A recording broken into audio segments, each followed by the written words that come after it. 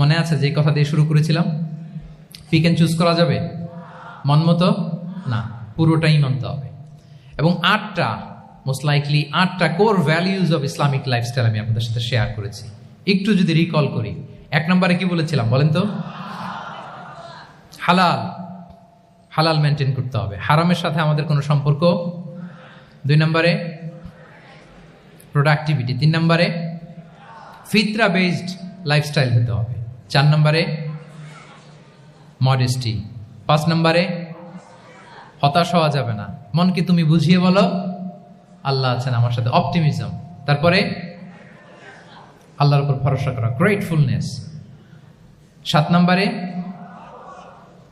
কোনো কিছু না করে, হ্যাঁ, সবকিছু করার পরে, মাশাআল্লাহ, অ্যাবসলিউটলি রাইট আনসার। সবকিছু আমার সাধ্যের সবটুকুন করার পরে কি করব? কার উপর তাওয়াক্কুল করব? এবং আমরা উম্মাহ সেন্ট্রিক চিন্তা লালন করব, উম্মাহ কেন্দ্রিক। পারা যাবে তো? এই কোর ভ্যালিউজ গুলো যদি আপনি মেনটেন করেন, this would be the Islamic lifestyle. সম্মানিত সুধী, ইসলাম আমাদেরকে যে লাইফস্টাইল প্রেসক্রাইব করেছে, সেই প্রেসক্রাইব লাইফস্টাইলে আমাদেরকে সাবস্ক্রাইব করতে হবে। এর বাইরে মুসলিমের কোনো লাইফস্টাইল থাকতে পারে?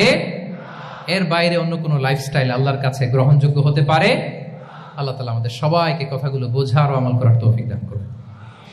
সম্মানিত সুধী মণ্ডলী, আমি আবারও পাঠশালাকে শুকরিয়া জানাই, বিশ্ববিদ্যালয় কর্তৃপক্ষকে শুকরিয়া জানাই, এবং দীর্ঘ 1 ঘন্টারও বেশি সময় ধরে আপনারা যারা এই লম্বা আধুনিক যুগে ইসলামিক লাইফস্টাইল শিরোনামের এই সেমিনারে অংশগ্রহণ করলেন, আপনাদের সবাইকে আবারও প্রাণ ঢালার শুভেচ্ছা এবং অভিনন্দন জানিয়ে আমার আলোচনা এখানেই আমি শেষ করছি।